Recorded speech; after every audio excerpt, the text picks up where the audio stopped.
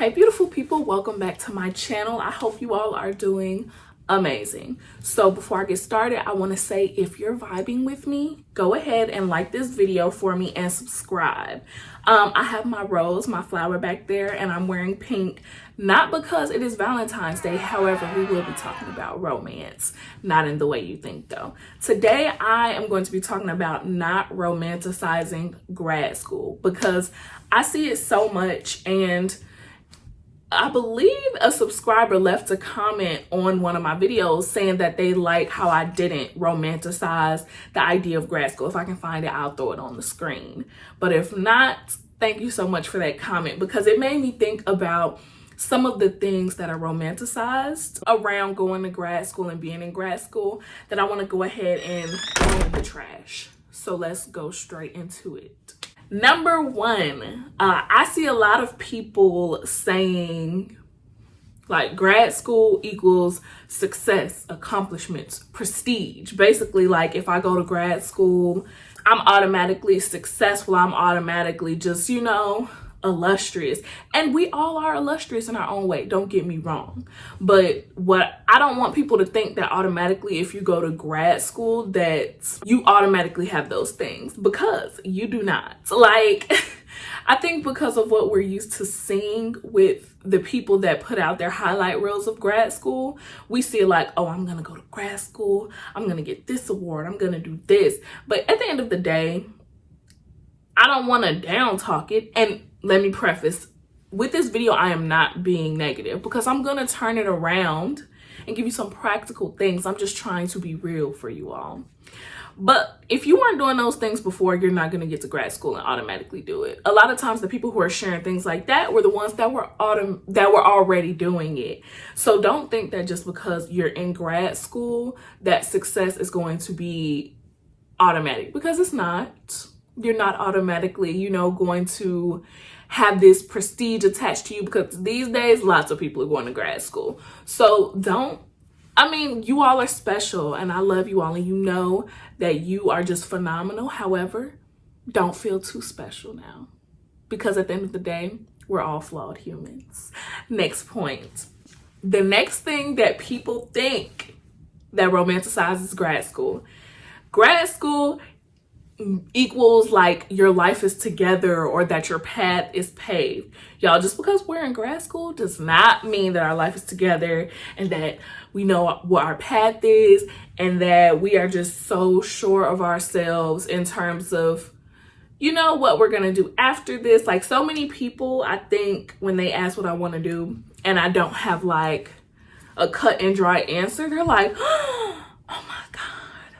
Y'all, I've talked to some classmates and it's like, really, no matter how old you are, we're kind of all just figuring this thing out unless you're extremely type A and you plan down to the T. But even still, life will take the course that it wants to take regardless of what you plan. And I honestly believe that. I can plan all these things and some of them may work in my favor. However, I believe in divine intervention. So I think that it's going to do what it wants to do for me at the end of the day.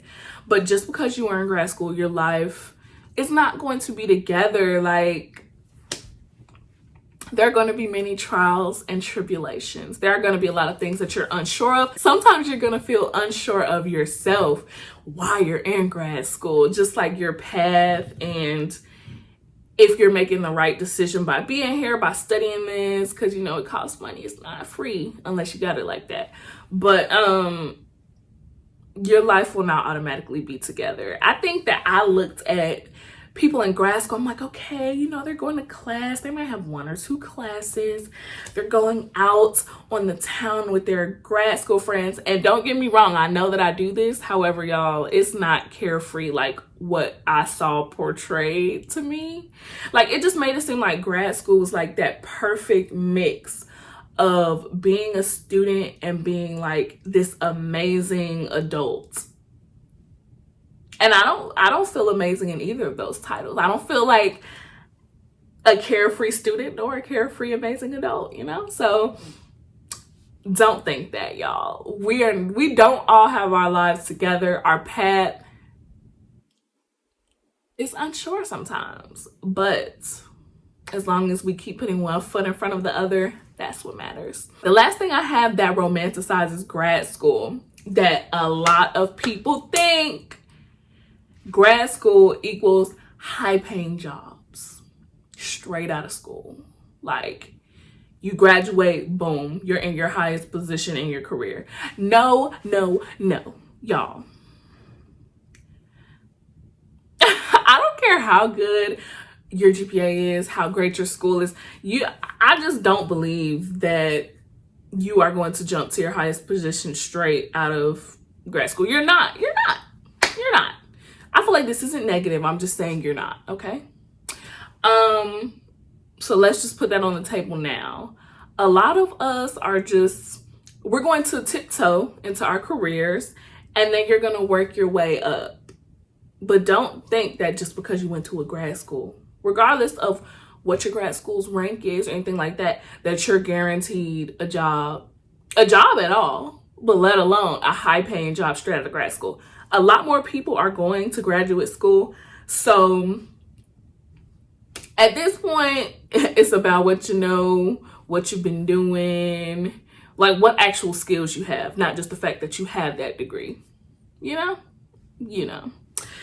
So here's 3 tips. I gave you 3 things that romanticize grad school. I'll repeat them really quick. People think that grad school means that you're automatically going to be successful, accomplished, or prestigious. People automatically think that grad school means that your life is together or that your path is paved already.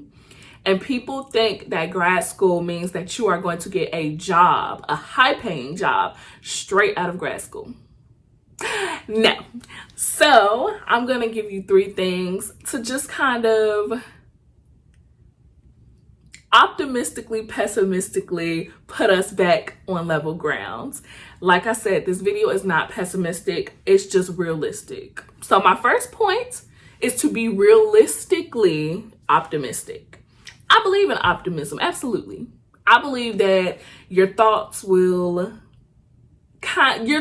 factor into what happens. I do believe that, because where your mind is, what your thoughts go to, that's what your energy goes towards. So if your energy and if your thoughts are only on negative things, where you think your energy is going to go? If you tell yourself, oh my God, this is a terrible day, like, you're going to find every single thing terrible. What you look for is what you will find. So I do believe in optimism. However, I believe in realistic optimism.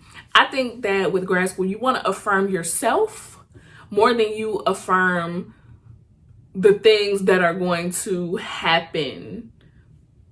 I hope that made sense. Like, I want to tell myself, like, Natasha, you are capable. I believe in you. You're going to come out of this better on the other side. You're going to gain blah, blah, blah, blah, blah, blah, blah. But I don't want to be so optimistic that I'm like, this is going to be the best time of my life. I'm not going to struggle. This is going to be easy for me. I want to be realistic. So I believe in affirming myself and my capabilities more than I affirm the experience. Hope that made sense. My next point is to set and follow your own goals, your own standards for your life while in grad school. So for instance, I use an example. A lot of my classmates have like 30,000 jobs. They're planning this. They have boyfriends, fiancés, and some people in my school, not my direct friends, some people in my school have like whole families. Like, they're balancing a lot of things.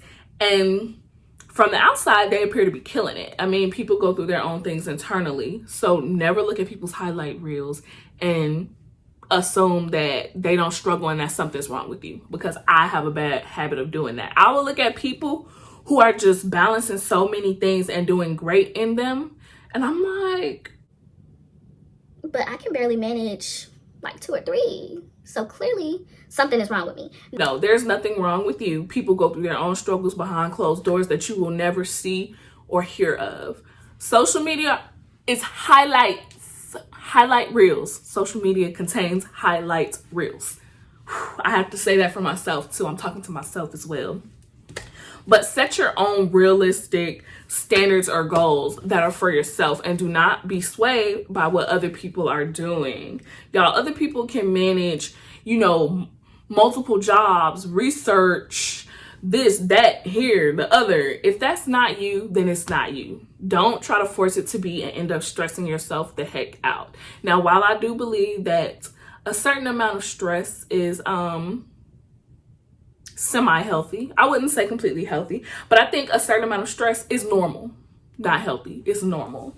But do not try to do what other people are doing because you feel like if all these people have these goals, then you can be the best that you can be. It's you versus you. By the way, I'm gonna pop in a little disclaimer. Go buy this shirt from the Unprocessed Lifestyle. One of the girls that goes to my graduate school has a blog, has a website, and I'm gonna get this shirt. I've been dragging my feet, but I'm gonna get it because it really is like you versus you, me versus me. So set your own goals, okay? Stop looking over in the next person's lane, because the more you look at their lane, the less you're looking at your lane. Water the grass where you are and it will grow. Stop watching them water their grass. Stop. Just stop. All right, and my last thing is to be aware that failure is possible and likely to happen. Not being pessimistic. However, I want to say that like when we become aware that failure is a thing that can possibly happen to us, that will likely happen to us in some type of way, whether it's failure on a test. I won't say in a class because y'all, we're not here to fail classes, but it does happen. Failing assignments, failing tests, failing on the job, failing to secure what you see as your dream job. Like failure is going to happen in grad school in some type of way. More than likely. Not always, but more than likely.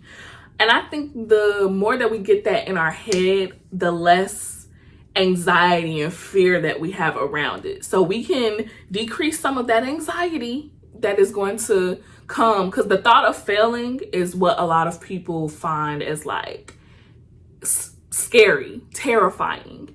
I think once we become secure in the thoughts or the fact that failure is likely to happen, it'll decrease that anxiety. And instead of using that energy to channel into fear, we can use that energy to learn how to manage our failure and learn how to come back from our failure.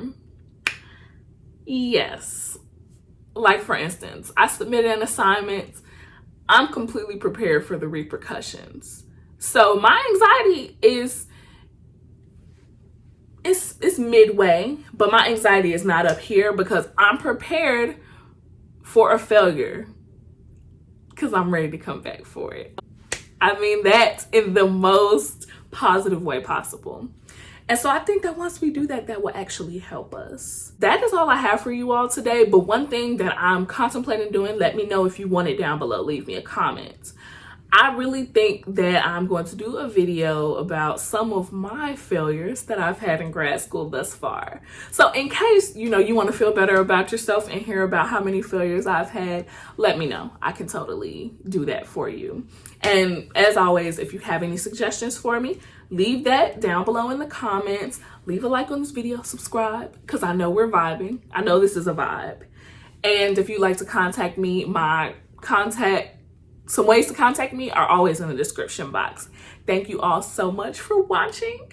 And please come back again. I enjoy you all here greatly.